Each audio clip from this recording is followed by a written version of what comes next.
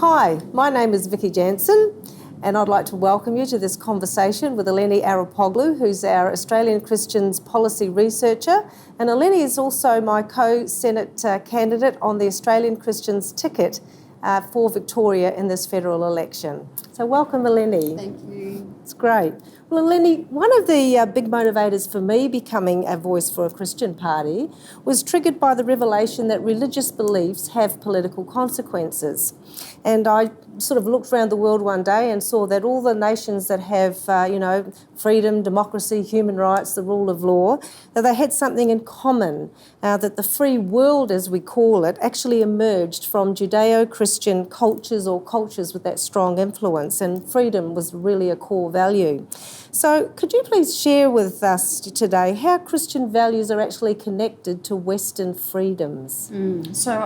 The history is really fascinating in that obviously there's a few influences there, but in terms of Australia's constitution, which are the laws of our land and govern the way that we should live, they were influenced by two areas and two particular countries. So we had first the federalism in the United States, which obviously as a republic and their constitution, and then we have Westminster system that doesn't have a constitution, but it has common law, and the roots of that common law really come from a time in about 1215 or so, where there was the rule of the king, King John, who was sort of burdening the barons with a lot of taxes, and these were incredibly burdensome, and there was a sort of an upheaval. And then there was the philosophical underpinnings of how to get King John to become accountable to this charter that they were writing up. Stop ripping off the people. Absolutely. So it was about taxes and it was about authority and all those things. But up to that time, pretty much kings, and not just in England, in all civilizations, were basically akin to a god. Their word was final, their authority was final, and they could live above everyone else's standard.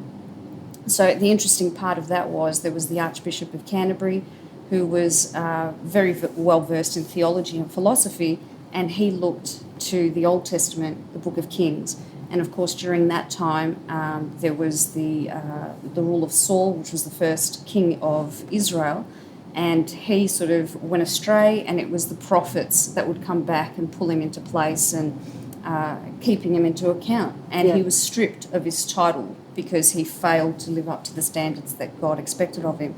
And this is the philosophical underpinning that it was Archbishop of Canterbury, I think, Stephen Langton, took as the premise, because they were highly religious as well, to basically then bring King John and say the rule of law is also applicable to you. Yes, and therefore, you're not God, there's you're somebody not above it. it. And that became, history sort of fluctuated, but it became the basis for a rule of law in Western nations, which, interestingly enough, America really ran with. So when they took, their constitution and became a republic, that was fundamental. The rule of law, one rule of law for all people.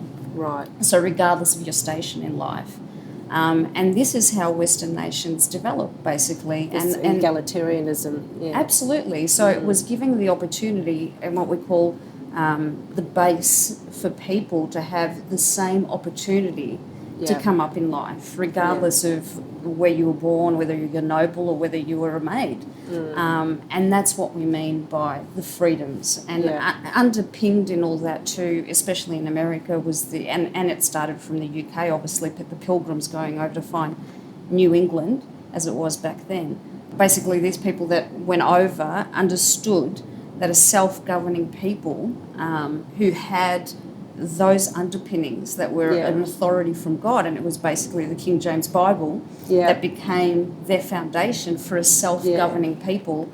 And this is what they understood. Even the secular people who were the framers of the Constitution, like Benjamin Franklin, they understood that these philosophical underpinnings of a people that were deeply bound to a code could only then be self-governed. Yes, So good old self-control. Well, so the first principles of freedom of religion, association, freedom of speech then became just, fundamental. Fundamental. And it was you were mentioning before about the connection with virtue.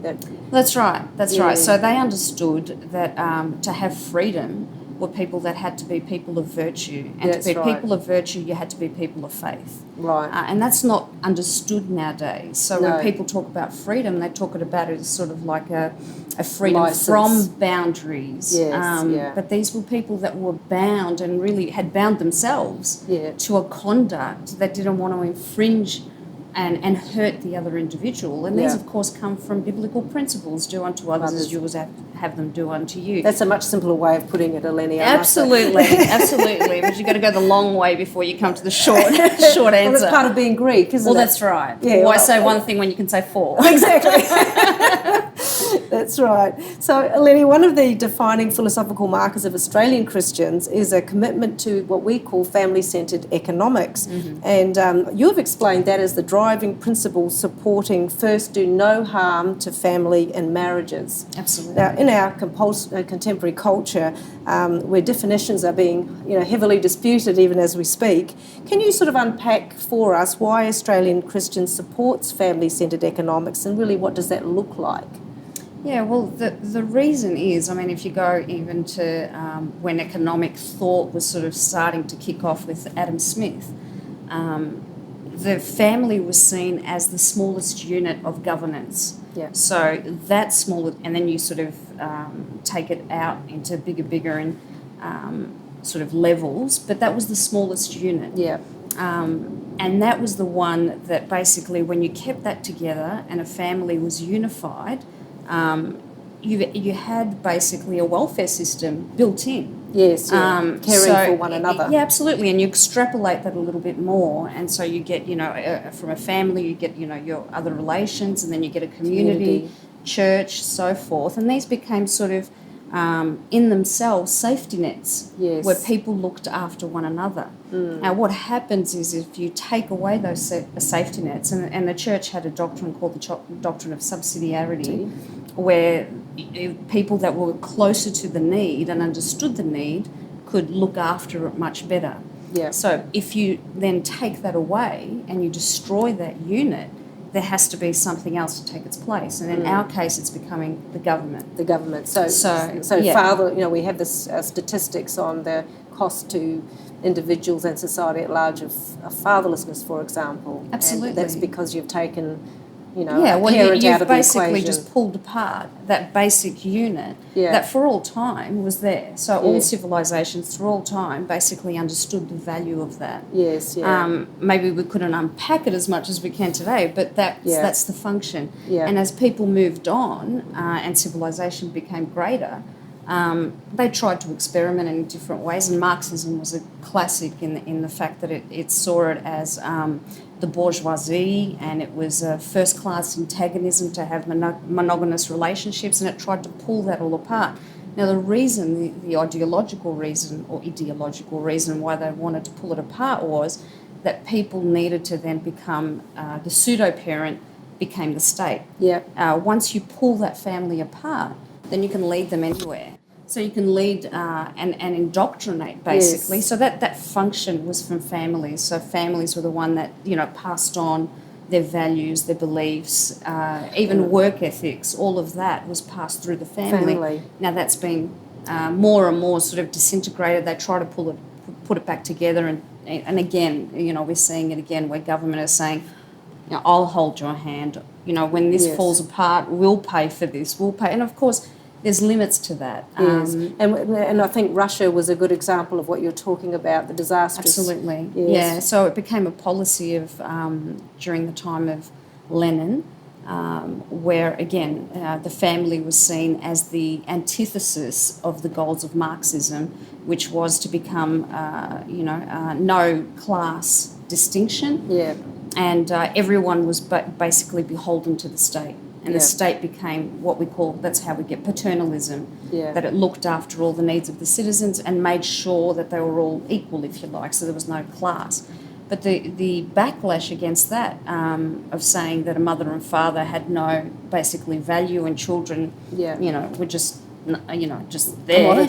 Commodities for the state to use, basically meant that there were a lot of kids that were running around in the millions that were left without mothers and fathers. And so, and that was a disastrous experiment. Well, it was disastrous, and they tried to sort of, when Stalin came back, not that he was any better, but he realised the benefit of getting monogamous relationships back, simply for the reason they didn't know what to do with these millions of kids that were now left without mothers and fathers. So there's limits, because the state, these orders that we see occurring naturally happen and function so organically. It's an incredibly, it's inbuilt into the creation to organise itself into these smaller groups. And what we're seeing is when the government tries to take over, it has no way of really understanding who's going to get what.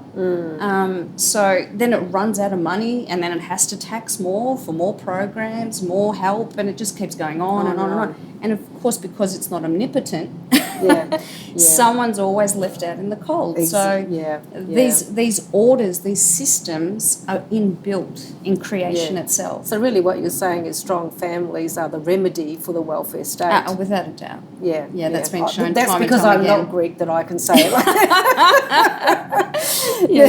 Eleni, another very sensitive area of Australian politics relates to Aboriginal affairs. And as a party, Australian Christians really recognises that many of the issues that are afflicting Aboriginal communities are just symptomatic of issues at work in the broader Australian community, a broader cultural problem, if you like. Now, would you like to make a few comments about that? Absolutely. I think one of the tragedies that has happened is that Australian policy probably has been more responsible for the decimation and the societal ills of that's happened to the Indigenous community in Australia.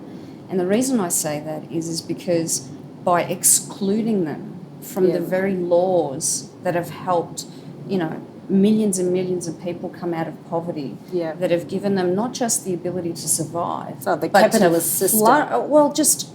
Just that rule of law, rights to property, the ability to have transaction and trade voluntarily and enter into the market. These things give people dignity. And rather than destroying culture, they enhance it. Because you still can have your individual culture but still prosper. So what's happened in a lot of government policy for decades is basically just to leave them because of what they call white guilt for the sins of our forebears, who colonisation was part of going on forever. It just happened to be Britain that came here, and somehow exclude them now. That they should be excluded. And what's happened is, I think that it's showing very clearly, is that they're suffering for it. Sorry, I was just going to say that this is not exclusively a problem for Aboriginals. Anytime, anywhere that happens, where people are excluded from the same principles that give others the opportunity to step up, the same symptoms are shown. And so whether you see in the UK what they, I think it's Theodore Dalrymple, which is a psychiatrist that in Britain, calls the white tribes of the UK, or you look at the Indians in Canada or the Black Americans, now that it's resurfacing as as a kind of social movement, that kind of that they were sort of, there's something about blacks that they're still kept in submission. That kind of victimisation is having exactly the same effect. That there's a sense of upheaval, of victimisation, a sense that they're different because of their history, and that's just not true, because most of the people that came to Australia and migrated, including my parents, were from poor backgrounds. Very poor, war-torn countries, and they didn't have anything intellectually that was superior. They just were exposed to the same environment, the same rules, and they had opportunity, and they hungered for work, and the opportunity was there. They weren't hindered, and they flourished, and so we're the beneficiaries of that. And I think if we're going to give Aboriginal communities the choice, you have to expose them to all these things. And then if you want to then isolate yourself and go to a remote village, well, then you've been exposed to the full gamut of the choices that a free society can give you. And then you can make that very informed choice to go and do whatever you like, and people do that. Yes, but of course children aren't making informed choices if they're that's right. in a remote. And that's right. If you exposed. separate them and put them in this place where they're more susceptible to rape, to disease, to alcoholism, to every factor that puts them at risk, education. I mean, all of these things were shown in the Little Children are Sacred Report 2007, and I think it's a real tragedy to say that somehow this is different.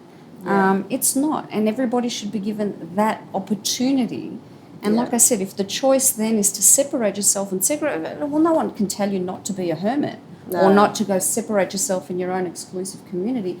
But first, let them include them. Don't exclude them. Yes, right. So really, a true policy of inclusion, not absolutely not one that's excluding in the name of inclusion. And if I just add that the problem of welfare dependency for Aboriginal communities is the same wherever you look demographically or geographically. So if you look in the UK or in America or pockets of Australia, it's the same problem. Yes. It makes people, it takes away their dignity. Yes. And then mentally people start to believe that they have nothing to offer. And we sort of get back to this personal responsibility that's as attached to dignity, isn't Absolutely. it? And, so a safety net is one thing, to go in there for an emergency and give a person a hand up. Everybody needs that at some stage in their life. Yes. But to actually then that becomes the permanent model, yes, that's a problem. It's a problem. Yeah. That's great, Eleni. You've given this an awful lot of thought.